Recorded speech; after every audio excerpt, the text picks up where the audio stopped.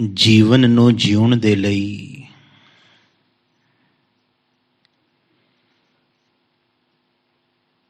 ਕੁਝ ਬੁਨਿਆਦੀ ਵਸਤੂਆਂ ਦੀ ਜ਼ਰੂਰਤ ਹਰ ਮਨੁੱਖ ਨੂੰ ਪੈਂਦੀ ਹੈ।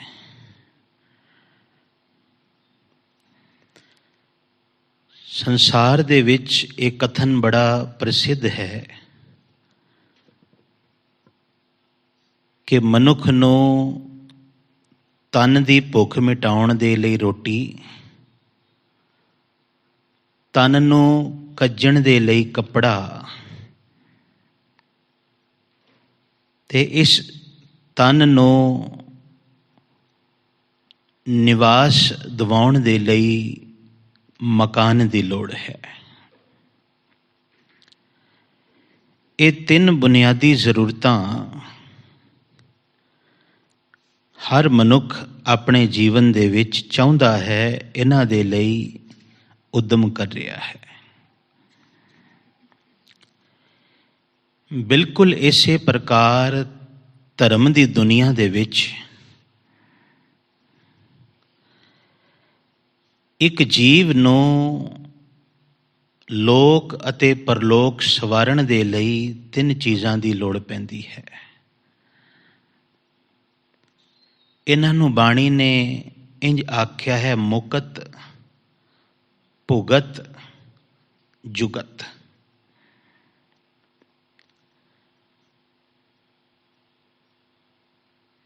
ਭੁਗਤ, ਜੁਗਤ ਔਰ ਮੁਕਤ, ਇਸ ਤਰ੍ਹਾਂ ਅਸੀਂ ਇਹਨੂੰ ਵਿਚਾਰਾਂਗੇ। ਬਾਣੀ 'ਚ ਮੁਕਤ, ਭੁਗਤ, ਜੁਗਤ ਇਸ ਤਰ੍ਹਾਂ ਵੀ ਆਉਂਦਾ ਹੈ। ਪਰ ਜੇ ਮਨੁੱਖੀ ਜੀਵਨ ਤੋਂ ਅਸੀਂ ਗੱਲ ਸ਼ੁਰੂ ਕਰੀਏ, ਮਨੁੱਖ ਨੂੰ ਲੋਕ ਅਤੇ ਪਰਲੋਕ ਸਵਾਰਨ ਦੇ ਲਈ ਭੁਗਤ ਦੀ ਵੀ ਲੋੜ ਹੈ, ਜੁਗਤ ਦੀ ਵੀ ਲੋੜ ਹੈ ਤੇ ਮੁਕਤ ਦੀ ਵੀ ਲੋੜ ਹੈ। ਭੁਗਤ ਦਾ ਅਰਥ ਹੈ ਜੀ ਭੋਜਨ,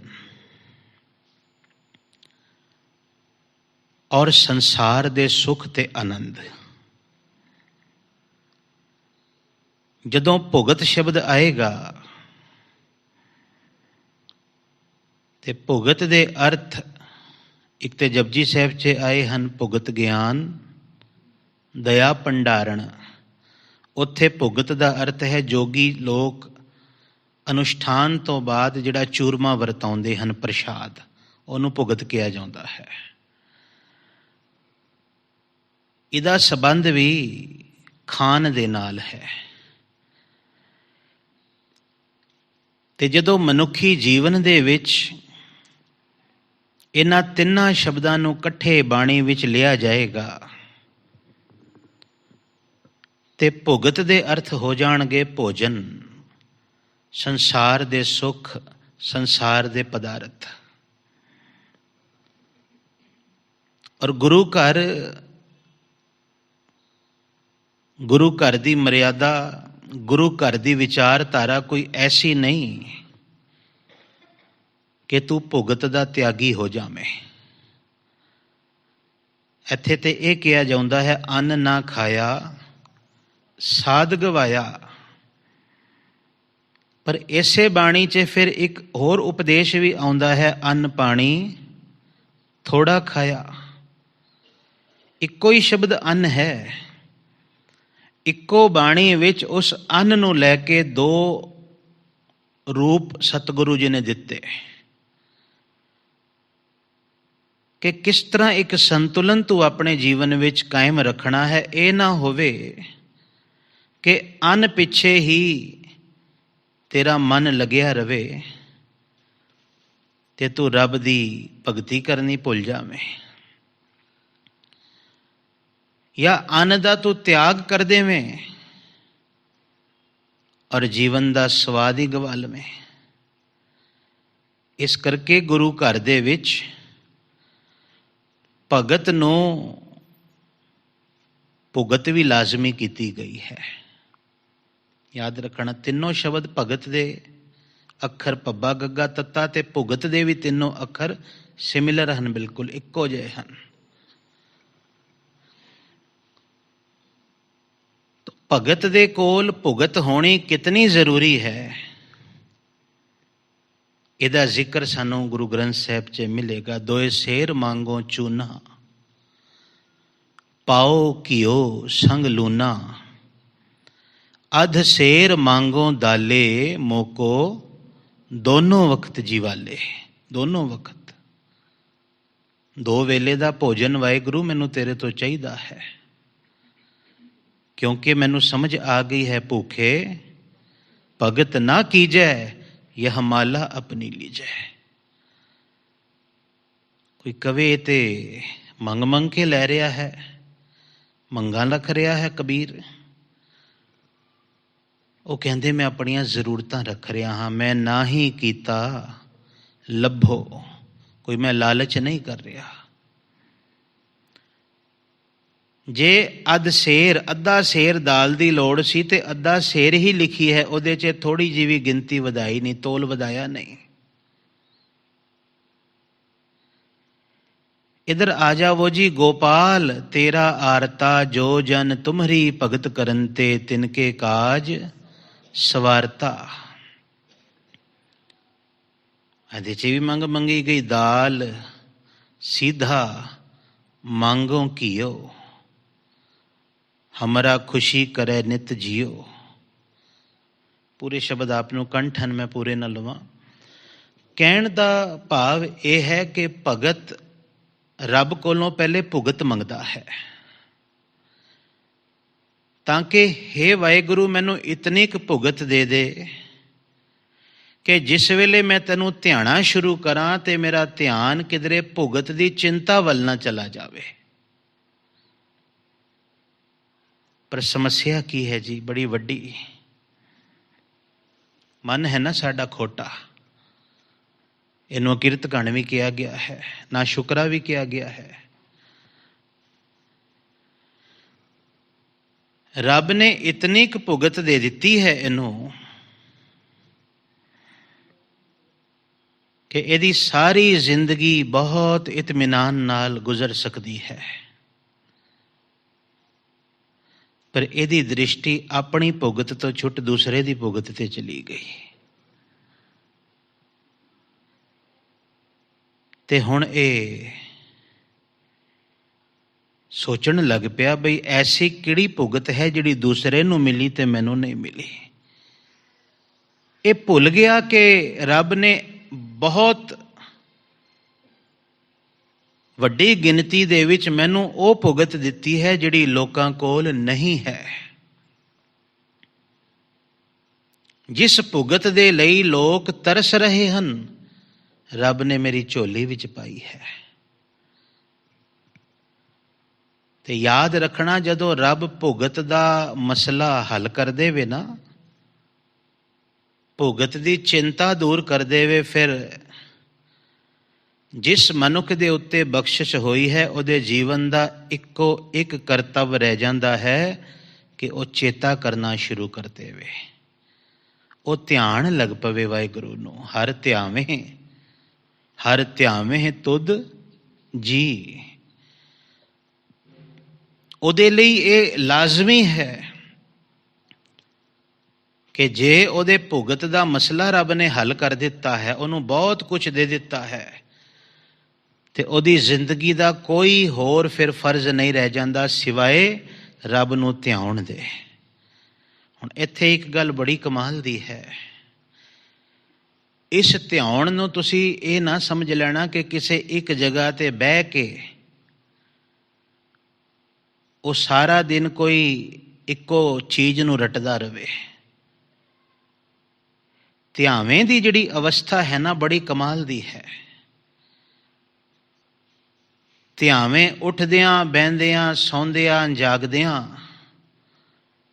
ਘੁੰਮਦਿਆਂ ਫਿਰਦਿਆਂ, ਖਾਂਦਿਆਂ ਹੱਸਦਿਆਂ ਖੇਡਦਿਆਂ, ਇਹ ਧਿਆਵੇਂ ਦੀ ਕਿਰਿਆ ਹੋ ਸਕਦੀ ਹੈ। ਗੁਰੂ ਘਰ ਨੇ ਸਾਨੂੰ ਇਹ ਜੁਗਤੀ ਸਿਖਾਈ ਹੈ। ਫਿਰ ਸਮਝਿਓ ਗੱਲ, ਜਦੋਂ ਜਪਣ ਦੀ, ਸਿਮਰਨ ਦੀ, ਧਿਆਉਣ ਦੀ ਗੱਲ ਆਉਂਦੀ ਹੈ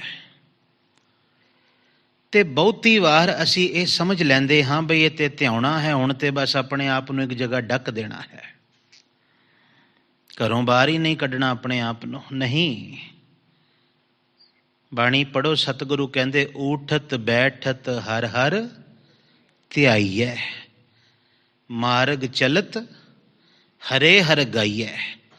ਗੁਰਮਤ ਵਿੱਚ ਜਿਹੜਾ ਧਿਆਨ ਦਾ ਸੰਕਲਪ ਹੈ, ਬੇਸਿਕਲੀ ਉਹਦੀ ਬੁਨਿਆਦ ਕੀਰਤਨ ਹੈ, ਗਾਣਾ ਹੈ। ਔਰ ਕੀ ਗਾਣਾ ਹੈ ਔਰ ਕਿਵੇਂ ਗਾਣਾ ਹੈ? ਸਤਿਗੁਰੂ ਕਹਿੰਦੇ ਰੱਬ ਦੀ ਸਿਫਤ ਸਲਾਹਗਾ ਔਰ ਨਿਰਵਾਣ ਹੋ ਕੇ ਗਾ। ਵਾਸ਼ਨਾ ਨੂੰ ਆਪਣੇ ਕੀਰਤਨ ਤੇ ਹਾਵੀ ਨਾ ਹੋਣ ਦੇਵੀਂ। ਜਦੋਂ ਤੂੰ ਪਾਠ ਕਰੇ, ਉਸ ਪਾਠ ਦੇ ਉੱਤੇ ਤੂੰ ਕਾਮਨਾ ਨੂੰ, ਵਾਸ਼ਨਾ ਨੂੰ ਹਾਵੀ ਨਾ ਹੋਣ ਦੇਵੀਂ। ਕਿਉਂਕਿ ਜੇ ਤੇਰੀ ਕਾਮਨਾ ਤੇਰੇ ਪਾਠ ਤੇ, ਤੇਰੇ ਕੀਰਤਨ ਤੇ, ਤੇਰੀ ਭਗਤੀ ਤੇ ਹਾਵੀ ਹੋ ਗਈ, ਤੇ ਯਾਦ ਰੱਖੀ ਇਹ ਇੰਜ ਹੋਵੇਗਾ, ਤੂੰ 100 ਰੁਪਏ ਕਮਾਏ ਤੇ ਨਾਲ 200 ਖਰਚ ਦਿੱਤੇ, 100 ਦਾ ਹੋਰ ਉਧਾਰ ਚੜ ਗਿਆ ਤੇਰੇ ਸਿਰ ਤੇ। ਇਹ ਕੇਵਲ ਸਮਝਾਉਣ ਲਈ ਉਦਾਹਰਣ ਵਰਤ ਰਿਹਾ ਹਾਂ। ਇਸ ਕਰਕੇ ਸਤਿਗੁਰੂ ਜੀ ਦੀ ਪਾਵਨ ਬਾਣੀ ਨੇ ਇਹ ਸਮਝਾਉਣਾ ਕੀਤਾ ਕਿ ਭਗਤ ਭੁਗਤ ਮੰਗ ਲਵੇ, ਕੋਈ ਮਨਾਹੀ ਨਹੀਂ, ਪਰ ਮੰਗੇ ਇਸ ਭਾਵ ਦੇ ਨਾਲ, ਮੈਂ ਨਾਹੀ ਕੀਤਾ ਲੱਭੋ, ਇੱਕ ਨਾਮ ਤੇਰਾ ਮੈਂ ਫੱਬੋ। ਲਾਲਚ ਨਾ ਕਰੇ, ਲੋਭ ਨਾ ਕਰੇ। ਲੋਭ ਵਸ ਹੋ ਕੇ ਅਰਦਾਸ ਨਾ ਕਰੇ, ਲੋੜ ਵਸ ਹੋ ਕੇ ਅਰਦਾਸ ਕਰੇ। ਆਪਣੀ ਲੋੜ ਆਪਣੇ ਗੁਰੂ ਅੱਗੇ ਰੱਖੇ। ਤੇ ਯਾਦ ਰੱਖਣਾ, ਬਾਣੀ ਨੇ ਇੱਕ ਭਰੋਸਾ ਦਿੱਤਾ ਹੈ, ਪ੍ਰਭ ਤੁਦੋਂ ਖਾਲੀ ਕੋ ਨਹੀਂ। ਰੱਬ ਦੇ ਘਰੋਂ ਨਾ ਕੋਈ ਖਾਲੀ ਨਹੀਂ ਆਉਂਦਾ ਕਦੀ, ਰੱਬ ਦੇ ਦਰੋਂ। ਇੱਕ ਵੱਖਰੀ ਗੱਲ ਹੈ, ਮੈਂ ਪਿਛਲੀ ਕਥਾ 'ਚ ਇੱਕ ਬੇਨਤੀ ਕੀਤੀ ਸੀ, ਪਾਤਰਤਾ ਕਿਤਨੀ ਹੈ। ਪਰ ਜਿਹਨੇ ਰੱਬ ਦੇ ਦਰ ਤੇ ਅਰਦਾਸ ਕੀਤੀ ਹੈ, ਜਿਹੜਾ ਰੱਬ ਦੇ ਦਰ ਦਾ ਜਾਚਕ ਬਣਿਆ ਹੈ, ਜਿਹਨੇ ਜਾਚਨਾ ਰੱਖ ਦਿੱਤੀ ਰੱਬ ਦੇ ਅੱਗੇ ਆਪਣੀ, ਰੱਬ ਉਹਨੂੰ ਕਦੀ ਖਾਲੀ ਨਹੀਂ ਤੋਰਦਾ, ਕਦੀ ਵੀ। ਉਹਦੀ ਯੋਗਤਾ ਮੁਤਾਬਕ ਨਾ ਉਹਦੀ ਝੋਲੀ 'ਚ ਦਾਤ ਪਾ ਹੀ ਦਿੰਦਾ ਹੈ। ਤੋ ਭੁਗਤ ਹੋਣੀ ਦੁਨੀਆ ਦੇ ਵਿੱਚ, ਸੰਸਾਰ ਵਿੱਚ, ਇੱਕ ਸੰਸਾਰੀ ਕੋਲ, ਇੱਕ ਭਗਤ ਕੋਲ ਬੜੀ ਜ਼ਰੂਰੀ ਹੈ। ਔਰ ਯਾਦ ਰੱਖਣਾ, 3 ਸੰਕਲਪ ਗੁਰੂ ਨਾਨਕ ਸਾਹਿਬ ਨੇ ਵੀ ਦਿੱਤੇ ਹਨ। ਕਿਰਤ ਕਰੋ, ਇਹ ਭੁਗਤ ਕਮਾਉਣ ਦਾ ਹੀ ਸਾਰਾ ਸੰਕਲਪ ਹੈ। ਕਿਰਤ ਕਰੋ ਮਤਲਬ ਆਪਣੇ ਲਈ ਭੁਗਤ ਦਾ ਇੰਤਜ਼ਾਮ ਕਰੋ, ਭੁਗਤ ਕਮਾਓ ਆਪਣੇ ਲਈ, ਭੁਗਤ ਜੋੜ ਲਵੋ।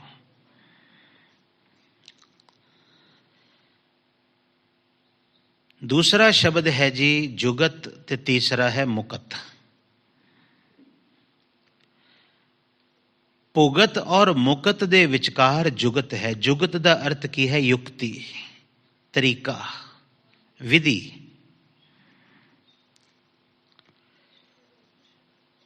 ਔਰ ਯਾਦ ਰੱਖਣਾ, ਲੋਕ ਤੇ ਪਰਲੋਕ ਸਵਾਰਨ ਦੇ ਲਈ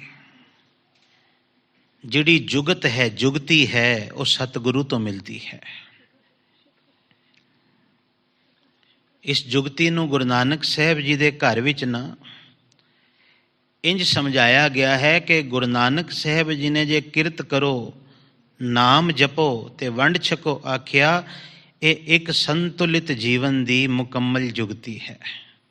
ਇੱਕ ਬੈਲੈਂਸ ਲਾਈਫ ਦੀ ਇਹ ਜੁਗਤੀ ਹੈ ਕਿ ਜਿਸ ਜ਼ਿੰਦਗੀ ਵਿੱਚ ਕਦੀ ਵੀ ਮਨੁੱਖ ਡੋਲੇਗਾ ਨਹੀਂ, ਡੋਲ ਹੀ ਨਹੀਂ ਸਕਦਾ, ਜਿਹੜਾ ਇਹ 3 ਉਪਦੇਸ਼ ਆਪਣੇ ਜੀਵਨ ਵਿੱਚ ਕਮਾ ਲਵੇ। ਨਾ ਸੁਣੇ ਨਾ ਸੁਣਾਵੇ, ਕੇਵਲ ਵਿਚਾਰ ਤੱਕ ਵੀ ਗੱਲ ਨਹੀਂ ਬਣੇਗੀ ਜਦੋਂ ਤੱਕ ਇਹ 3 ਉਪਦੇਸ਼ ਕਮਾਈ ਵਿੱਚ ਨਹੀਂ ਆਉਣਗੇ, ਸਾਡੀ ਪ੍ਰੈਕਟਿਸ ਵਿੱਚ ਨਹੀਂ ਆਉਣਗੇ। ਕਿਰਤ ਸਾਡੀ ਪ੍ਰੈਕਟਿਸ ਵਿੱਚ ਹੈ, ਪਰ ਜ਼ਰੂਰੀ इस गल वल तवज्जो देना कि किरत मेरी सुची है, धर्म दी है। किरत दा बहुत ध्यान रखण वास्ते सतगुरु ने बाणी विच आख्या है, संकेत दिते हैं। नाम भी असी जपदे हाँ, पर याद रखना फिर इत्थे वेखना पवेगा बई इनू किधरे अभिमान, किधरे हों, किधरे हंकार, किधरे ईरखा मैला ते नहीं कर देंदी इस कमाई नूं। वंड भी असी छकदे हाँ, पर फिर इत्थे भी बहुत ध्यान रखण दी लोड़ है बई वंडना किधरे सिर्फ विखावे दा कारण ते नहीं बन रहा। इनू कहते रख रख चरण धरे विचारी, बाणी विच फूंक फूंक के एक गुरसिख कदम रखदा है अगे। तो अज दा जिहड़ा पदा असी सो पुरख विच विचार रहे हाँ, जद मैं पढ़िया अज ते सतगुरु जी ने 3 शब्द ही सुझाए, भुगत, जुगत ते मुकत, और ये तीनों ही इस अज दे पदे विच सानू संकेतिक रूप विच मिल रहे हैं। मुकत ते सतगुरु जी ने बड़ा स्पष्ट वरत्या है, ते बाकी दे जिहड़े शब्द हैं वो सानू असी विचारांगे ते नाल विचार जुड़ेगी बिल्कुल। गुरु पातशाह आखदे हर ध्यावें तुध जी, से जन जुग मह सुख वासी। इहदा जोड़ इंज जुड़ेगा बई हे हरि जी, हे वाहिगुरु जी, ਜਿਹੜੇ ਲੋग ਤੈਨੂੰ ਧਿਆਉਂਦੇ ਹਨ, ਤੈਨੂੰ ਚੇਤੇ ਕਰਦੇ ਹਨ, ਤੈਨੂੰ ਸਿਮਰਦੇ ਹਨ, ਉਹਨਾਂ ਦੇ ਸਮਰਨ ਦੇ ਵਿੱਚ, ਉਹਨਾਂ ਦੀ ਯਾਦ ਵਿੱਚ ਤੂੰ ਆ ਜਾਂਦਾ ਹੈ, ਤੂੰ ਆ ਗਿਆ ਹੈ, ਆ ਵਸਿਆ ਹੈ ਤੂੰ।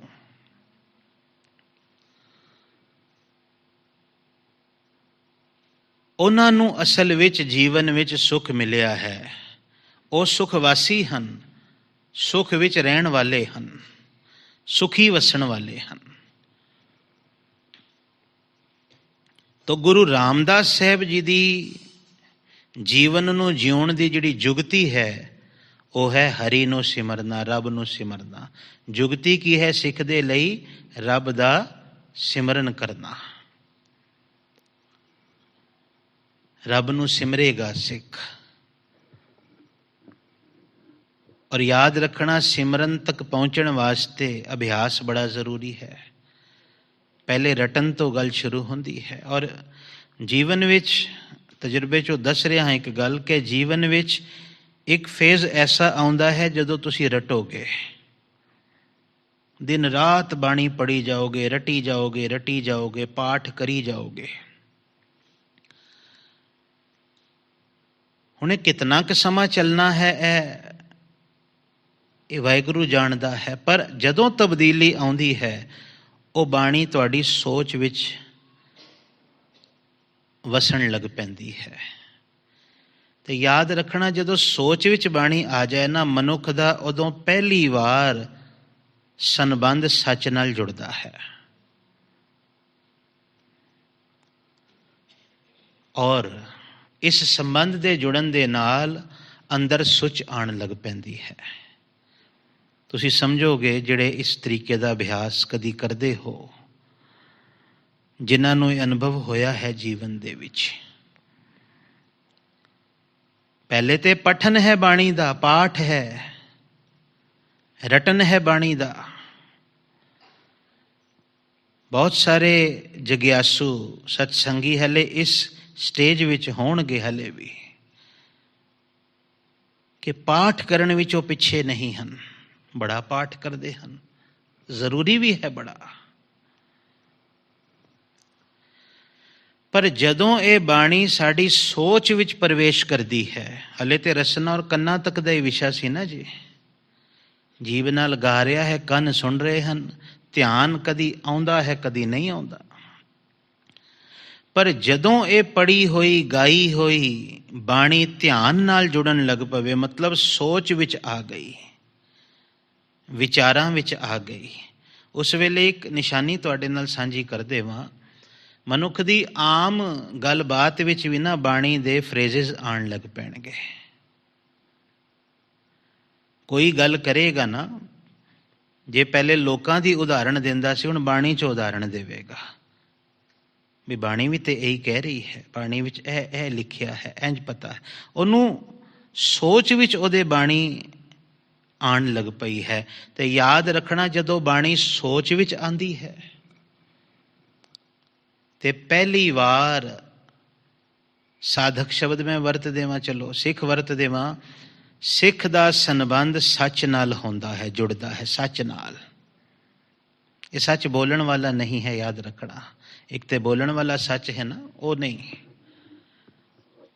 ये सच है सतनाम, करता पुरख, निरभउ निर्वैर, अकाल मूरत अजूनी सहभंग, जिहड़ा गुर प्रसाद राही मिलता है।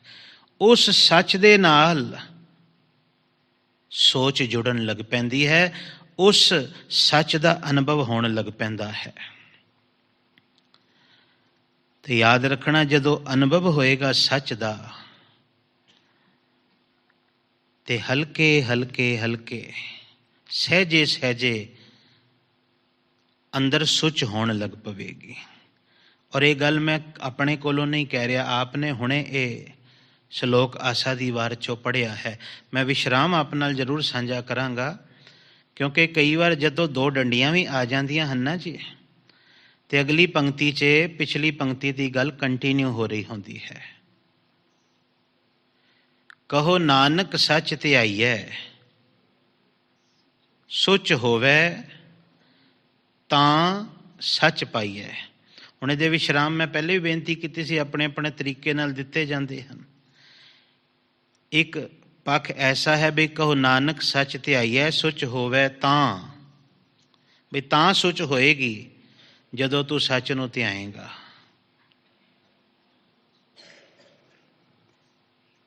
पर याद रखना, ये इंज भी असी समझ सकते हाँ, कहो नानक, हे नानक आख सच ध्याईऐ, हर ध्यावें।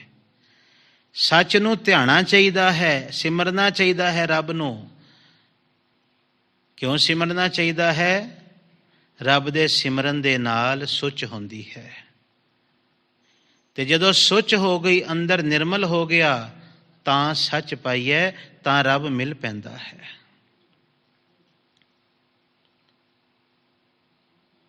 रब तां मिलदा है जदों अंदर सुच होंदी है। ते सुच अंदर बन जावे, इहदे लई सच नूं ध्याना पैंदा है। ते जिथे सुच है ना, उत्थे सुख है। ये गल याद रखियो। से जन जुग में सुखवासी। क्यों सुखवासी हन ओ?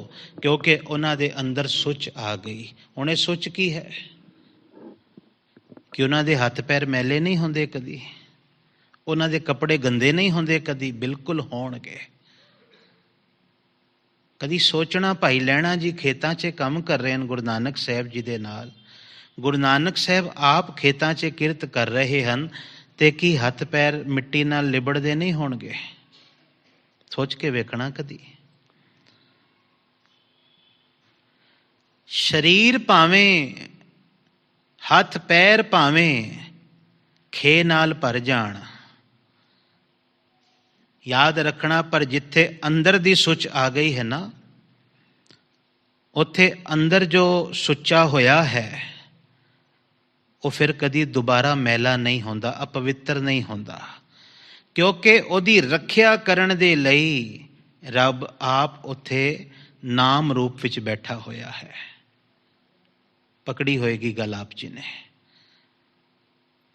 जिवें एक खेत दा मालक बड़ी मेहनत दे नाल खेत नूं वाहुंदा है, उहदे 'च फसल लाउंदा है, फसल आ गई, तो याद रखना वो अपने खेत नूं एवें थोड़ी लवारस छड़ देवेगा, वाड़ लाएगा, रखवाले रखेगा उत्थे, ताकि ये फसल सुरक्षित रहे। बिल्कुल इसे प्रकार जदों एक साधक, एक भगत जदों भगती करदा है,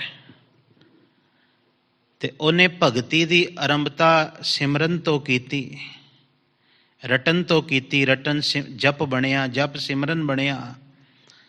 ਤੇ ਸਿਮਰਨ ਜਦੋਂ ਪੱਕ ਗਿਆ ਉਹ ਧਿਆਨ ਬਣ ਗਿਆ। ਤੇ ਯਾਦ ਰੱਖਣਾ, ਧਿਆਨ ਫਿਰ ਇਤਨਾ ਬਲਵਾਨ ਹੈ ਨਾ, ਇਤਨਾ ਬਲਵਾਨ ਹੈ ਧਿਆਨ। ਧਿਆਨ ਦੀ ਸ਼ਕਤੀ ਦੱਸੀ ਗਈ ਹੈ ਬਾਣੀ ਵਿੱਚ। ਤਿਨ ਕਵਣ ਖਲਾਵੈ ਕਵਣ ਚੁਗਾਵੈ, ਮਨ ਮੈਂ ਸਿਮਰਨ ਕਰਿਆ। ਇਹ ਧਿਆਨ ਦੀ ਤਾਕਤ ਹੈ ਕਿ ਧਿਆਨ ਇਤਨਾ ਗਹਿਰਾ ਹੋ ਚੁੱਕਿਆ ਸੀ ਕਿ ਉਸ ਧਿਆਨ ਦੀ ਸ਼ਕਤੀ ਦੇ ਨਾਲ ਉਹ ਛੋਟੇ ਛੋਟੇ ਬੱਚਿਆਂ ਦੀ ਪਰਵਰਿਸ਼ ਹੋਣ ਲੱਗ ਪਈ। ਪਹੁੰਚ ਗਿਆ ਰਿਜ਼ਕ ਉੱਥੇ ਤੱਕ। ਇਸੇ ਤਰ੍ਹਾਂ ਧਿਆਨ ਵਿੱਚ ਇਤਨੀ ਤਾਕਤ ਹੈ ਕਿ ਧਿਆਨ ਇਤਨਾ ਬਲਵਾਨ ਹੋ ਜਾਂਦਾ ਹੈ ਕਿ ਅੰਦਰ ਬਣੀ ਹੋਈ ਸੁੱਚ ਦੀ ਰਖਵਾਲੀ ਪਰਮਾਤਮਾ ਦਾ ਨਾਮ ਕਰਦਾ ਹੈ, ਕਿਉਂਕਿ ਨਾਮ ਔਰ ਧਿਆਨ ਇੱਕਮਿਕ ਹੋ ਗਏ ਹਨ। ਫਿਰ ਸਮਝਿਓ, ਅੱਜ ਨਾਮ ਤੇ ਧਿਆਨ ਇੱਕਮਿਕ ਨਹੀਂ ਹਨ। ਮੇਰਾ ਧਿਆਨ ਕਿਧਰੇ ਹੋਰ ਹੈ, ਗੁਰਬਾਣੀ ਕਿਧਰੇ ਹੋਰ ਹੈ। ਰੱਬ ਦਾ ਨਾਮ ਕਿਧਰੇ ਹੋਰ ਹੈ, ਮੇਰਾ ਧਿਆਨ ਕਿਧਰੇ ਹੋਰ ਹੈ। ਗੁਰੂ ਰਾਮਦਾਸ ਸਾਹਿਬ ਸਮਝਾਉਂਦੇ, ਕਹਿੰਦੇ ਜਿਸ ਦਿਨ ਤੇਰਾ ਧਿਆਨ ਤੇ ਰੱਬ ਦਾ ਨਾਮ ਇੱਕ ਹੋ ਗਏ, ਉਸ ਦਿਨ ਤੂੰ ਵੀ ਸੁਖਵਾਸੀ ਬਣ ਜਾਵੇਂਗਾ। ਉਹ ਦਿਨ ਤੇਰੇ ਜੀਵਨ ਵਿੱਚੋਂ ਚਾਹ ਕੇ ਵੀ ਕੋਈ ਸੁੱਖ ਨੂੰ ਜੁਦਾ ਨਹੀਂ ਕਰ ਸਕੇਗਾ। ਕਿਉਂ? ਕਿਉਂਕਿ ਤੇਰਾ ਨਾਮ ਤੇ ਤੇਰਾ ਧਿਆਨ ਬਿਲਕੁਲ ਇੱਕ ਹੋ ਗਏ। ਤੇ ਜਿਨ੍ਹਾਂ ਦੀ ਬਾਣੀ ਹੈ ਨਾ ਜੀ, ਉਹਨਾਂ ਦੇ ਸਭ ਤੋਂ ਛੋਟੇ ਸਾਹਿਬਜ਼ਾਦੇ ਧੰਨ ਗੁਰੂ ਅਰਜਨ ਦੇਵ ਸਾਹਿਬ ਮਹਾਰਾਜ।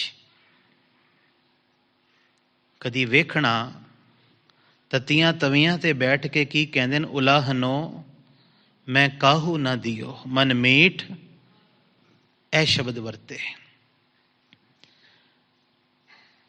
ਧਿਆਨ ਔਰ ਨਾਮ ਇੱਕ ਹੋ ਚੁੱਕਿਆ ਹੈ। ਤਤੀ ਤਵੀ ਦਾ ਦੁੱਖ ਵੀ ਅੰਦਰ ਉਸ ਸਹਿਜ ਨੂੰ ਤੋੜ ਨਹੀਂ ਸਕਿਆ। ਸਰੀਰ ਦੇ ਉੱਤੇ ਤਸੀਹੇ ਦਿੱਤੇ ਜਾ ਰਹੇ ਹਨ, ਪਰ ਸਰੀਰ ਅਡੋਲ ਹੈ, ਮਨ ਅਡੋਲ ਹੈ, ਧਿਆਨ ਅਡੋਲ ਹੈ, ਕਿਉਂਕਿ ਧਿਆਨ ਔਰ ਨਾਮ ਇੱਕ ਹੋ ਚੁੱਕੇ ਹਨ। ਤੇ ਅਸੀਂ ਸੰਗਤ ਇਸੇ ਕਰਕੇ ਤੇ ਕਰ ਰਹੇ ਹਾਂ ਇੱਥੇ ਕਿ ਮੇਰਾ ਧਿਆਨ ਤੇ ਰੱਬ ਦਾ ਨਾਮ ਇੱਕ ਹੋ ਜਾਣ। ਮੇਰੇ ਧਿਆਨ ਵਿੱਚ ਸਿਰਫ ਰੱਬ ਦਾ ਨਾਮ ਰਵੇ ਬਸ। ਹੋਰ ਕੁਝ ਵੀ ਅਗਰ ਧਿਆਨ ਵਿੱਚ ਹੈ ਨਾਮ ਤੋਂ ਇਲਾਵਾ, ਉਹ ਦੁੱਖ ਦਾ ਕਾਰਨ ਬਣੇਗਾ। ਤੁਸੀਂ ਵੇਖੋ, ਉਦਾਹਰਣ ਦੇਵਾਂਗਾ ਜ਼ਰੂਰ।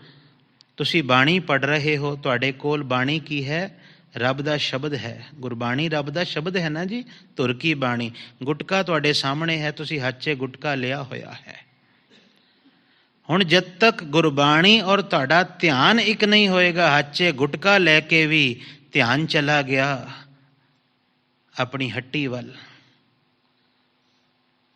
ਧਿਆਨ ਚਲਾ ਗਿਆ ਆਪਣੇ ਬੱਚਿਆਂ ਵੱਲ, ਧਿਆਨ ਚਲਾ ਗਿਆ ਸੰਸਾਰ ਦੀ ਕਿਸੇ ਸਮੱਸਿਆ ਵੱਲ, ਤੇ ਤੁਸੀਂ ਪਾਠ ਕਰਦੇ ਕਰਦੇ ਵੀ ਚਿੰਤਾਤੁਰ ਹੋਵੋਗੇ, ਦੁਖੀ ਹੋਵੋਗੇ। ਹੁੰਦੇ ਹੋ ਨਾ ਸਾਰੇ? ਸਾਰੇ ਅਸੀਂ ਸਫ਼ਰ ਕਰਦੇ ਹਾਂ ਇਸ ਚੀਜ਼ ਤੋਂ। ਹੁਣ ਹੱਥ ਵਿੱਚ ਦਾਤ ਹੈ ਧੁਰ ਕੀ ਬਾਣੀ, ਪਰ ਧਿਆਨ ਉਸ ਧੁਰ ਕੀ ਬਾਣੀ ਨਾਲ ਇੱਕਮਿਕ ਨਹੀਂ ਹੋ ਸਕਿਆ, ਜਿਸ ਕਰਕੇ ਕੀ ਹੋਇਆ? ਬੰਦਾ ਬਾਣੀ ਪੜ੍ਹਦਾ ਪੜ੍ਹਦਾ ਵੀ ਚਿੰਤਿਤ ਰਿਹਾ, ਦੁਖੀ ਰਿਹਾ, ਤੜਫਿਆ, ਫਿਰ ਉੱਠਿਆ ਖਪਦਾ ਹੋਇਆ। ਗਿਆਨੀ ਸੰਤ ਸਿੰਘ ਜੀ ਗੱਲ ਕਹਿੰਦੇ ਸਨ ਕਿ ਅੱਜ ਕਥਾ ਕਰਨੀ ਪਈ ਹੈ, ਅੱਜ ਹੋਈ ਨਹੀਂ। ਅੱਜ ਕੀਰਤਨ ਕਰਨਾ ਪਿਆ ਹੈ, ਅੱਜ ਹੋਇਆ ਨਹੀਂ। ਅੱਜ ਤੇ ਖਪ ਕੇ ਉੱਠੇ ਹਾਂ, ਅੱਜ ਜਪਿਆ ਨਹੀਂ ਗਿਆ। ਕਾਰਨ ਕੀ ਸੀ? ਕਿ ਉਸ ਦਿਨ ਧਿਆਨ ਨਹੀਂ ਜੁੜ ਰਿਹਾ ਸੀ, ਧਿਆਨ ਭਟਕ ਰਿਹਾ ਸੀ, ਸਹਿਜ ਨਹੀਂ ਸੀ ਹੋਈ ਇਹ ਗੱਲ। ਇਸ ਕਰਕੇ ਬੰਦਾ ਸੁਖਵਾਸੀ ਹੋ ਹੀ ਨਹੀਂ ਸਕਦਾ ਉਹ ਮਨੁੱਖ ਜਿਸ ਦਾ ਧਿਆਨ ਬਾਣੀ ਵਿੱਚ, ਸ਼ਬਦ ਵਿੱਚ, ਨਾਮ ਵਿੱਚ ਨਹੀਂ ਜੁੜਿਆ। ਹੁਣ ਬੰਦਾ ਇਹ ਕਵੇ ਬਈ ਚਲੋ ਇਹ ਤੇ ਸਮੱਸਿਆ, ਇਹਦਾ ਨਿਵਾਰਨ ਕੀ ਹੈ? ਹੁਣ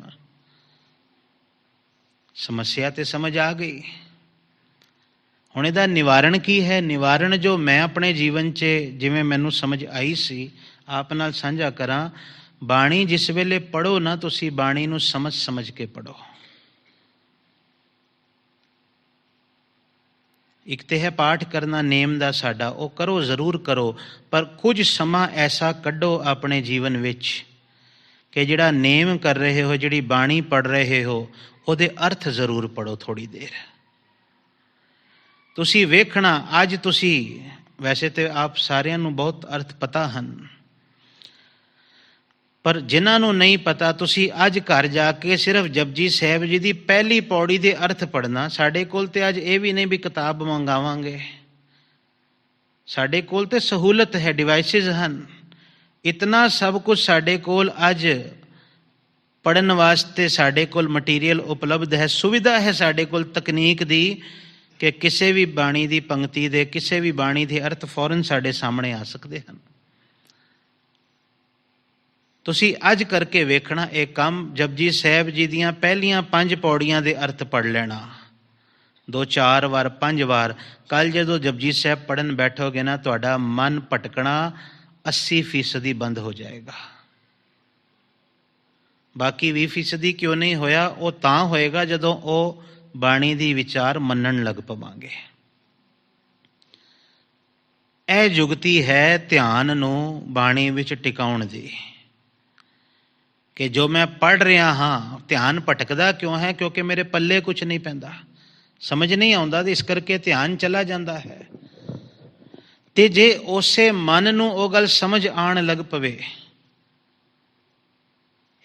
ਤੁਸੀਂ ਵੇਖਣਾ ਮਨ ਨਹੀਂ ਭਟਕੇਗਾ ਕਦੀ ਵੀ, ਕਿਉਂਕਿ ਜਿਹੜੀ ਗੱਲ ਸਮਝ ਹੀ ਨਹੀਂ ਆਈ, ਮਨ ਦੀ ਉਸ ਵਿੱਚ ਰੁਚੀ ਕੋਈ ਨਹੀਂ ਹੁੰਦੀ, ਕੋਈ ਲਗਨ ਨਹੀਂ ਹੁੰਦੀ। ਮਨ ਦੀ ਲਗਨ 2 ਥਾਵਾਂ ਤੇ ਹੋਏਗੀ, ਇੱਕ ਤੇ ਗੱਲ ਸਮਝ ਆ ਜਾਏ, ਦੂਸਰਾ ਗੱਲ ਦਾ ਸਵਾਦ ਆ ਜਾਏ। ਸਮਝ ਔਰ ਸਵਾਦ 2 ਐਸੀਆਂ ਚੀਜ਼ਾਂ ਹਨ, ਜਿੱਥੇ ਹੋਣਗੀਆਂ ਮਨ ਉੱਥੇ ਲੱਗ ਜਾਏਗਾ, ਜੁੜ ਜਾਏਗਾ। ਬਾਣੀ ਨੂੰ ਸਮਝੋ ਔਰ ਬਾਣੀ ਨੂੰ ਗਾ ਕੇ ਬਾਣੀ ਦਾ ਸਵਾਦ ਵੀ ਲਵੋ, ਤੁਸੀਂ ਵੇਖਣਾ ਮਨ ਬਿਲਕੁਲ ਨਹੀਂ ਭਟਕੇਗਾ। ਕਰਕੇ ਵੇਖ ਲੈਣਾ ਤੁਸੀਂ। ਤੋ ਗੁਰੂ ਰਾਮਦਾਸ ਸਾਹਿਬ ਜੀ ਕਹਿੰਦੇ, ਹਰ ਧਿਆਵੇਂ ਹੈ ਹਰ ਧਿਆਵੇਂ ਤੁਧ ਜੀ ਹੈ ਹਰੀ ਜੀ। ਜਿਹੜੇ ਲੋਕ ਤੈਨੂੰ ਧਿਆਉਂਦੇ ਹਨ, ਤੈਨੂੰ ਸਿਮਰਦੇ ਹਨ, ਸੇ ਜਨ, ਉਹ ਜਿਹੜੇ ਜਨ ਹਨ ਜੁਗ ਮਹਿ, ਇਸ ਯੁੱਗ ਵਿੱਚ, ਇਸ ਸੰਸਾਰ ਵਿੱਚ, ਇਸ ਜਗਤ ਵਿੱਚ, ਇਸ ਜੀਵਨ ਵਿੱਚ ਸੁਖ ਵਾਸੀ, ਉਹ ਸੁਖੀ ਵਸਦੇ ਹਨ, ਉਹਨਾਂ ਨੂੰ ਸੁਖ ਮਿਲਦਾ ਹੈ। ਹੁਣ ਤੁਸੀਂ ਇਸ ਪੰਕਤੀ ਦੇ ਅਰਥ ਸਮਝ ਲਏ ਨਾ। ਹੁਣ ਤੁਸੀਂ ਵੇਖਣਾ, ਜਿਨ੍ਹਾਂ ਨੂੰ ਯਾਦ ਰਹੇ, ਜਦੋਂ ਰਹਿਰਾਸ ਸਾਹਿਬ ਤੁਸੀਂ ਕਰੋਗੇ ਤੇ ਇਸ ਪੰਕਤੀ ਨੂੰ ਘੱਟੋ ਘੱਟ ਪੜ੍ਹੋਗੇ, ਤੁਹਾਡਾ ਧਿਆਨ ਕਿਧਰੇ ਨਹੀਂ ਜਾਏਗਾ। ਤੁਹਾਨੂੰ ਇਹ ਅਰਥ ਯਾਦ ਆਉਣਗੇ, ਨਾਲ ਸਵਾਦ ਆਏਗਾ, ਤੁਹਾਨੂੰ ਪਤਾ ਲੱਗੇਗਾ ਮੈਂ ਕੀ ਪੜ੍ਹਦਾ ਪਿਆ ਹਾਂ।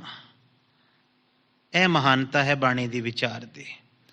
ਸੇ ਮੁਕਤ ਭਏ ਜਿਨ ਹਰਿ ਧਿਆਇਆ ਜੀ, ਤਿਨ ਟੂਟੀ ਜਮ ਕੀ ਫਾਸੀ। ਮੁਕਤ ਦਾ ਅਰਥ ਹੈ ਜੀ ਮੁਕਤੀ, ਬੰਧਨਾਂ ਤੋਂ ਆਜ਼ਾਦੀ। ਔਰ ਯਾਦ ਰੱਖਣਾ, ਬੰਧਨ ਸਾਨੂੰ ਕੋਈ ਭੌਤਿਕ ਨਹੀਂ ਪਏ ਹੋਏ, ਮਾਨਸਿਕ ਬੰਧਨ ਹਨ ਸਾਨੂੰ। ਸਾਡੇ ਹੱਥ ਕਿਸੇ ਨੇ ਨਹੀਂ ਬੰਨੇ ਹੋਏ, ਸਾਡੇ ਪੈਰ ਕਿਸੇ ਨੇ ਨਹੀਂ ਬੰਨੇ ਹੋਏ, ਇਹ ਸਰੀਰਕ ਬੰਧਨ ਨਹੀਂ ਹਨ, ਸਾਨੂੰ ਮਾਨਸਿਕ ਬੰਧਨ ਪਏ ਹੋਏ ਹਨ। ਕਿਵੇਂ? ਮੇਰੀ ਸੁਰਤ ਨੂੰ ਹੰਕਾਰ ਨੇ ਵੀ ਬੰਨਿਆ ਹੋਇਆ ਹੈ, ਮੋਹ ਨੇ ਵੀ ਬੰਨਿਆ ਹੋਇਆ ਹੈ, ਲੋਭ ਲਾਲਚ ਨੇ ਵੀ ਬੰਨਿਆ ਹੋਇਆ ਹੈ, ਵਿਕਾਰਾਂ ਨੇ, ਇੱਕ ਸ਼ਬਦ ਵਰਤਦਿਆਂ ਮਾਇਆ ਨੇ ਮੈਨੂੰ ਬੰਨਿਆ ਹੋਇਆ ਹੈ। ਇਹਦਾ ਅਰਥ ਇਹ ਵੀ ਨਾ ਲੈਣਾ ਕਿ ਬੜਾ ਮਾਇਆ ਨੇ ਇਸ ਤਰ੍ਹਾਂ ਬੰਨਿਆ ਹੈ ਕਿ ਖੁੱਲ੍ਹ ਨਹੀਂ ਦਿੰਦੀ, ਦਿੰਦੀ ਹੈ ਮਾਇਆ ਖੁੱਲ੍ਹ, ਪਰ ਉਤਨੀ ਕੁ ਖੁੱਲ੍ਹ ਮਾਇਆ ਸਾਨੂੰ ਦਿੰਦੀ ਹੈ ਜਿਤਨੀ ਕੁ ਖੁੱਲ੍ਹ ਵਿੱਚ ਉਹਦੀ ਹੋਂਦ ਤੇ ਕੋਈ ਅਸਰ ਨਾ ਪਵੇ। ਤੇ ਜਿਸ ਦਿਨ ਕੋਈ ਇਹ ਸੋਚਦਾ ਹੈ ਨਾ, ਮੈਂ ਮਾਇਆ ਦੇ ਬੰਧਨ ਕੱਟਣੇ ਹਨ ਆਪਣੇ, ਮੈਂ ਹੁਣ ਮਾਇਆ ਦੀ ਗੁਲਾਮੀ ਨਹੀਂ ਕਰਨੀ, ਫਿਰ ਦੇਖਣਾ ਮਾਇਆ ਉਹਨੂੰ ਕਿਵੇਂ ਘੁਮਾਉਂਦੀ ਹੈ, ਕਿਵੇਂ ਭਟਕਾਉਂਦੀ ਹੈ। ਆਪਣੀ ਨਿੱਜ ਦੀ ਵਿਚਾਰਧਾਰਾ ਵਿੱਚ ਐਸਾ ਕੁਝ ਵਾਪਰ ਜਾਂਦਾ ਹੈ ਕਿ ਮਨੁੱਖ ਜਿਹੜਾ ਚਾਲੇ ਥੇ ਹਰ ਮਿਲਨ ਕੋ ਸੰਕਲਪ ਲੈ ਕੇ ਤੁਰਿਆ ਸੀ, ਬੀਚੇ ਅਟਕਿਓ ਮਾਇਆ ਨੇ ਵਿੱਚ ਰੋਕ ਦਿੱਤਾ, ਉਹਨੂੰ ਘੁਮਾ ਦਿੱਤਾ। ਐਵੇਂ ਥੋੜੀ ਕਿਹਾ ਹੈ, ਐਸੀ ਇਸਤਰੀ ਕਰਾਮ ਉਪਾਈ, ਉਨ ਸਭ ਜਗ ਖਾਇਆ, ਹਮ ਗੁਰ ਰਾਖੇ ਮੇਰੇ ਭਾਈ। ਮਾਇਆ ਮਮਤਾ ਮੋਹਣੀ, ਜਿਨ ਵਿਣ ਦੰਤਾਂ ਜਗ ਖਾਇਆ। ਇਹ ਤੇ ਨਿਗਲ ਲੈਂਦੀ ਹੈ। ਵਿਣ ਦੰਤਾਂ ਜਗ ਖਾਇਆ ਦਾ ਮਤਲਬ ਹੈ ਸਮੂਲਚਾ ਨਿਗਲ ਲਿਆ। ਇਹਨੂੰ ਪਤਾ ਵੀ ਨਹੀਂ ਲੱਗਿਆ ਕਦੋਂ ਨਿਗਲਿਆ ਗਿਆ ਮਾਇਆ ਦੇ, ਕਦੋਂ ਇਸਨੇ ਨਿਗਲ ਲਿਆ ਮਾਇਆ ਨੇ, ਇਹਨੂੰ ਪਤਾ ਹੀ ਨਾ ਲੱਗਿਆ, ਕਿਉਂਕਿ ਦਰਦ ਨਹੀਂ ਹੋਇਆ। ਪਰ ਨਿਗਲਣ ਤੋਂ ਬਾਅਦ ਪਚਦਾ ਪਿਆ ਹੈ। ਇਹ ਬਾਣੀ 'ਚ ਪਚ ਸ਼ਬਦ ਆਉਂਦਾ ਹੈ। ਮਾਇਆ ਇਹਨੂੰ ਪਚਾ ਰਹੀ ਹੈ। ਤੋ ਗੁਰੂ ਸਾਹਿਬ ਆਖਦੇ, ਸੇ ਮੁਕਤ ਭਏ ਜਿਨ ਹਰ ਧਿਆਇਆ ਜੀ। ਹੇ ਹਰੀ ਜੀ, ਜਿਨ੍ਹਾਂ ਨੇ ਤੈਨੂੰ ਧਿਆਇਆ, ਇੱਕ ਤੇ ਉਹ ਸੁਖ ਵਾਸੀ ਹਨ। ਸੁਖ ਕੀ ਹੈ? ਭੁਗਤ ਹੈ। ਸੁਖ ਮਿਲ ਗਿਆ, ਭੁਗਤ ਮਿਲ ਗਈ। ਹੁਣ ਦੂਸਰੀ ਦਾਤ ਮਿਲੀ ਮੁਕਤੀ ਦੀ। ਉਹਨਾਂ ਦੇ ਮਾਇਆ ਦੇ ਬੰਧਨ ਕੱਟਣ ਲੱਗ ਪਏ। ਉਹ ਮਾਇਆ ਦੇ ਬੰਧਨਾਂ ਤੋਂ ਮੁਕਤ ਹੋ ਗਏ। ਸੇ ਮੁਕਤ ਭਏ, ਉਹ ਮੁਕਤ ਹੋ ਗਏ ਜਿਨ੍ਹਾਂ ਨੇ ਤੈਨੂੰ ਸਿਮਰਿਆ, ਤੈਨੂੰ ਧਿਆਇਆ। ਤਿੰਨ ਟੂਟੀ ਜਮ ਕੀ ਫਾਸੀ, ਤੇ ਉਹਨਾਂ ਦੀ ਜਮਾਂ ਵਾਲੀ ਜਿਹੜੀ ਫਾਹੀ ਸੀ ਉਹ ਵੀ ਟੁੱਟ ਗਈ। ਹੁਣ ਜਮ ਇਸ ਆਤਮਾ ਨੂੰ ਬੰਨ੍ਹ ਨਹੀਂ ਸਕਣਗੇ, ਕਿਉਂਕਿ ਧਿਆਨ ਵਿੱਚ ਹਰੀ ਹੈ ਤੇ ਨਾਲ ਨਾਰਾਇਣ ਮੇਰੇ, ਜਮਦੂਤ ਨ ਆਵੇ, ਉਹ ਨੇੜੇ ਵੀ ਨਹੀਂ ਟੁਕ ਸਕਦਾ।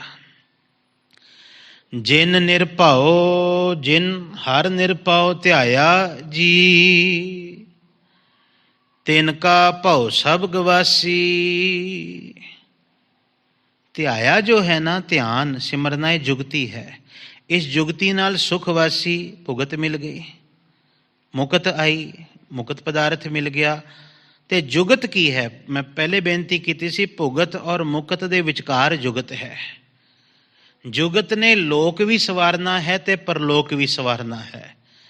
ਜੁਗਤ ਨੇ ਸੰਸਾਰ ਦੇ ਬੰਧਨ ਵੀ ਕੱਟਣੇ ਹਨ ਤੇ ਪਰਲੋਕ ਵਿੱਚ ਜਿਹੜੇ ਬੰਧਨ ਪੈ ਸਕਦੇ ਸਨ, ਜਮਾਂ ਦੀਆਂ ਫਾਹੀਆਂ ਆਦਿ, ਉਹ ਵੀ ਕੱਟਣੀਆਂ ਹਨ। ਤੇ ਉਹ ਜੁਗਤੀ ਹੈ ਧਿਆਉਣਾ। ਗੁਰੂ ਸਾਹਿਬ ਕਹਿੰਦੇ, ਜਿਨ੍ਹਾਂ ਨੇ ਨਿਰਭਉ ਪਰਮਾਤਮਾ ਨੂੰ ਧਿਆਇਆ ਹੈ, ਜਿਨ ਨਿਰਭਉ, ਜਿਨ ਹਰ ਨਿਰਭਉ ਧਿਆਇਆ ਜੀ। ਜਿਨ੍ਹਾਂ ਨੇ ਉਸ ਨਿਰਭਉ ਪਰਮਾਤਮਾ ਨੂੰ ਧਿਆਇਆ ਹੈ, ਨਿਰਭਉ ਪਰਮਾਤਮਾ ਦਾ ਨਾਮ ਜਪਿਆ ਹੈ, ਤਿਨ ਕਾ ਭਉ ਸਭ ਗਵਾਸੀ, ਉਹਨਾਂ ਦਾ ਸਾਰਾ ਭਉ, ਸਾਰਾ ਡਰ ਰੱਬ ਦੂਰ ਕਰ ਦਿੰਦਾ ਹੈ।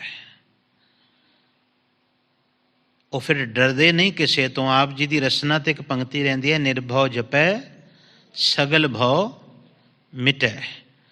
ਜਿਹੜਾ ਨਿਰਭਉ ਨੂੰ ਜਪੇਗਾ ਉਹ ਆਪ ਵੀ ਨਿਰਭਉ ਹੋ ਜਾਏਗਾ, ਕਿਉਂਕਿ ਜਿਹੜਾ ਜਿਸ ਨੂੰ ਜਿਸ ਭਾਵਨਾ ਨਾਲ ਸਿਮਰਦਾ ਹੈ। ਬਾਣੀ ਵਿੱਚ ਇੱਕ ਸ਼ਬਦ ਹੈ, ਭੈਰੋ ਭੂਤ ਸੀਤਲਾ ਧਾਵੈ, ਖਰ ਬਾਹਨ ਉਹ ਛਾਰ ਉਡਾਵੈ, ਹਉ ਤੋਂ ਏਕ ਰਮਈਆ ਲੈਹੋਂ, ਆਨ ਦੇਵ ਬਦਲਾਵਨ ਦੇਹੋਂ। ਇਸ ਸ਼ਬਦ ਨੂੰ ਕਦੀ ਪੜ੍ਹਿਓ। ਦੱਸਿਆ ਗਿਆ ਜਿਹੜਾ ਜਿਸ ਇਸ਼ਟ ਨੂੰ ਜਿਸ ਭਾਵਨਾ ਨਾਲ ਸਿਮਰਦਾ ਹੈ ਉਹ ਆਜਾ ਹੋਣ ਲੱਗ ਪੈਂਦਾ ਹੈ। ਇਸ ਕਰਕੇ ਤੂੰ ਨਿਰਭਉ ਪਰਮਾਤਮਾ ਨੂੰ ਜਪ, ਤਾਂ ਕਿ ਤੂੰ ਵੀ ਆਪ ਨਿਰਭਉ ਹੋ ਜਾਵੇਂ। ਜਿਹੜੇ ਉਸ ਨਿਰਭਉ ਨੂੰ ਧਿਆਉਂਦੇ ਹਨ, ਉਹਨਾਂ ਦਾ ਸਾਰਾ ਭਉ, ਸਾਰਾ ਡਰ ਰੱਬ ਦੂਰ ਕਰ ਦਿੰਦਾ ਹੈ, ਗਵਾ ਦਿੰਦਾ ਹੈ। ਜਿਨ ਸੇਵਿਆ ਮੇਰਾ ਹਰ ਜੀ, ਤੇ ਹਰ ਹਰ ਰੂਪ ਸਮਾਸੀ। ਹੁਣ ਅਗਲੀ ਜੋ ਬਖਸ਼ਿਸ਼ ਹੈ ਬੜੀ ਕਮਾਲ ਦੀ ਹੈ। ਜਿਨ੍ਹਾਂ ਨੇ ਹਰੀ ਨੂੰ, ਰੱਬ ਨੂੰ ਸੇਵਿਆ ਹੈ, ਸਿਮਰਿਆ ਹੈ, ਤੇ ਹਰ ਹਰ ਰੂਪ ਸਮਾਸੀ, ਉਹ ਰੱਬ ਦੇ ਰੂਪ ਵਿੱਚ ਹੀ ਸਮਾ ਜਾਣਦੇ ਹਨ। ਰੂਪ ਦੇ ਪੱਪੇ ਨੂੰ ਸਿਆਰੀ ਲੱਗੀ ਹੋਈ ਹੈ। ਰੂਪ ਵਿੱਚ ਜਿਹੜੇ ਰੱਬ ਨੂੰ ਸਿਮਰਦੇ ਹਨ, ਜਿਹੜੇ ਰੱਬ ਨੂੰ ਸੇਵਦੇ ਹਨ, ਕਿਵੇਂ? ਨਿਰਭਉ ਸਮਝ ਕੇ ਉਹਦੇ ਗੁਣਾਂ ਨੂੰ ਜਿਹੜੇ ਜੀਣ ਲੱਗ ਪੈਂਦੇ ਹਨ। ਰੱਬ ਦੀ ਸੇਵਾ ਕੀ ਹੈ? ਰੱਬ ਦੇ ਗੁਣਾਂ ਨੂੰ ਜਿਉਣਾ, ਇਹ ਰੱਬ ਦੀ ਸੇਵਾ ਹੈ। ਔਰ ਇਹੀ ਸੇਵਾ, ਇਹਨੂੰ ਸਿਮਰਨ ਕਿਹਾ ਹੈ, ਕਿਉਂਕਿ ਗੁਣ ਯਾਦ ਰੱਖਣੇ ਪੈਂਦੇ ਹਨ। ਔਰ ਮੈਂ ਕੱਲ੍ਹ ਵੀ ਬੇਨਤੀ ਕੀਤੀ ਸੀ, ਆਪ ਜੀ ਨੇ ਕਈਆਂ ਨੇ ਅਗਰ ਇਹ ਚੀਜ਼ ਕੱਲ੍ਹ ਪ੍ਰੈਕਟਿਸ ਕੀਤੀ ਹੋਵੇ ਤੇ ਉਹਨਾਂ ਨੂੰ ਸਮਝ ਆਈ ਹੋਏਗੀ ਕੱਲ੍ਹ ਕਿ ਰੱਬ ਦੇ ਗੁਣਾਂ ਨੂੰ ਜਦੋਂ ਕੋਈ ਜਿਉਂਦਾ ਹੈ ਉਹਦੇ ਜੀਵਨ ਵਿੱਚ ਫੌਰੀ ਤੌਰ 'ਤੇ ਇੰਸਟੈਂਟਲੀ ਉਸੇ ਸਮੇਂ ਬਦਲਾਵ ਆਉਣ ਲੱਗ ਪੈਂਦਾ ਹੈ। ਉਹਨੇ ਬਸ ਕਰਤਾਰ ਨੂੰ ਯਾਦ ਰੱਖਣਾ ਹੈ। ਜਿਹਨੇ ਰੱਬ ਨੂੰ ਸਿਮਰ ਲਿਆ, ਜੀਵਨ ਦੀ ਹਰ ਪਰਿਸਥਿਤੀ ਦੇ ਵਿੱਚ, ਜੀਵਨ ਦੇ ਹਰ ਪੱਖ ਦੇ ਵਿੱਚ, ਗੁਰੂ ਸਾਹਿਬ ਆਖਦੇ ਤੇ ਹਰ ਹਰ ਰੂਪ ਸਮਾਸੀ, ਉਹ ਹਰੀ ਦੇ ਰੂਪ ਵਿੱਚ ਹੀ ਸਮਾ ਜਾਏਗਾ, ਸਮਾ ਜਾਂਦੇ ਹਨ। ਉਹਨਾਂ ਵਿੱਚ ਤੇ ਰੱਬ ਵਿੱਚ ਕੋਈ ਫਰਕ ਨਹੀਂ ਰਹਿ ਜਾਂਦਾ। ਹਰ ਹਰ ਜਨ ਦੋਏ ਏਕ ਹੈ, ਬਿਬ ਵਿਚਾਰ ਕਛ ਨਾ ਹੈ। ਸੇ ਧਨ ਜਿਨ ਹਰ ਧਿਆਇਆ ਜੀ, ਜਨ ਨਾਨਕ ਤਿਨ ਬਲ ਜਾਸੀ। ਉਹ ਧਨ ਹਨ। ਧਨ ਦਾ ਅਰਥ ਕੀ ਹੈ? ਵੱਡੇ ਭਾਗਾਂ ਵਾਲੇ। ਉਹ ਵੱਡੇ ਭਾਗਾਂ ਵਾਲੇ ਹਨ, ਉਹ ਧਨਤਾ ਯੋਗ ਹਨ, ਉਹਨਾਂ ਨੂੰ ਸ਼ਾਬਾਸ਼ ਹੈ। ਜਿਨ ਹਰ ਧਿਆਇਆ ਜੀ, ਜਿਨ੍ਹਾਂ ਨੇ ਹਰੀ ਨੂੰ ਧਿਆਇਆ ਹੈ, ਰੱਬ ਨੂੰ ਸਿਮਰਿਆ ਹੈ। ਜਨ ਨਾਨਕ, ਜਨ ਦਾ ਨੰਨਾ, ਨਾਨਕ ਦਾ ਕੱਕਾ, ਦੋਨੋਂ ਔਂਕੜ ਵਾਲੇ ਹਨ। ਨਾਨਕ ਦਾਸ ਨਾਨਕ ਦਾਸ ਉਹਨਾਂ ਤੋਂ ਬਲ ਜਾਸੀ, ਸਦਕੇ ਜਾਵੇਗਾ। ਉਹਨਾਂ ਤੋਂ ਆਪਣੇ ਆਪ ਨੂੰ ਕੁਰਬਾਨ ਕਰਦਾ ਹੈ। ਇਤਨੀ ਵੱਡੀ ਤਾਕਤ ਧਿਆਨ ਦੀ ਹੈ। ਮੈਂ ਸੰਖੇਪ ਹੀ ਅੱਜ ਵਿਚਾਰ ਲਈ ਹੈ, ਬਹੁਤ ਵਿਸਥਾਰ ਨਹੀਂ ਕੀਤਾ, ਕਿਉਂਕਿ ਤਿੰਨ ਪੱਖ ਅਸਾਂ ਨੇ ਸਮਝਣ ਦੀ ਕੋਸ਼ਿਸ਼ ਕੀਤੀ ਹੈ, ਮੁਕਤ, ਭੁਗਤ ਤੇ ਜੁਗਤ। ਜੁਗਤ ਹੈ ਪਰਮਾਤਮਾ ਦਾ ਸਿਮਰਨ, ਇਹਦੇ ਨਾਲ ਭੁਗਤ ਵੀ ਮਿਲੇਗੀ ਔਰ ਸੰਤੋਖ ਵਾਲੀ ਭੁਗਤ ਮਿਲੇਗੀ। ਯਾਦ ਰੱਖਣਾ, ਲੱਭ ਨਹੀਂ ਆਏਗਾ ਉਹਦੇ ਵਿੱਚ, ਲੋਭ ਨਹੀਂ ਆਏਗਾ, ਸੰਤੋਖ ਵਾਲੀ ਭੁਗਤ। ਤੇ ਇਸੇ ਹੀ ਧਿਆਨ ਦੀ ਜੁਗਤ ਵਿੱਚੋਂ ਮੁਕਤ ਵੀ ਮਿਲੇਗੀ। ਮਨੁੱਖ ਨਿਰਭਉ ਹੋ ਜਾਵੇਗਾ, ਮਨੁੱਖ ਸੰਤੋਖ ਕਾਰਨ ਸੁਖਵਾਸੀ ਹੋ ਜਾਏਗਾ ਔਰ ਰੱਬ ਦੇ ਗੁਣ ਗਾ ਕੇ ਬੰਧਨਾਂ ਤੋਂ ਛੁੱਟ, ਬੰਧਨਾਂ ਤੋਂ ਮੁਕਤ ਹੋ ਕੇ ਰੱਬ ਦੇ ਰੂਪ ਵਿੱਚ ਹੀ ਸਮਾ ਜਾਏਗਾ। ਗੁਰੂ ਸਾਹਿਬ ਕਿਰਪਾ ਰਹਿਮਤ ਕਰਨ। ਇਤਨੇ ਬਚਨ ਅੱਜ ਪ੍ਰਵਾਨ ਕਰਨੇ ਜੀ। ਹੋਈਆਂ ਭੁੱਲਾਂ ਦੀ ਖਿਮਾ, ਅਦਬ ਸਤਕਾਰ ਪ੍ਰੇਮ ਭਾਵਨਾ ਸਹਿਤ ਗੁਰੂ ਬਖਸ਼ੀ ਫਤਿਹ ਦੀ ਪਾਵੋ ਸਾਂਝ। ਵਾਹਿਗੁਰੂ ਜੀ ਕਾ ਖਾਲਸਾ, ਵਾਹਿਗੁਰੂ ਜੀ ਕੀ ਫਤਿਹ।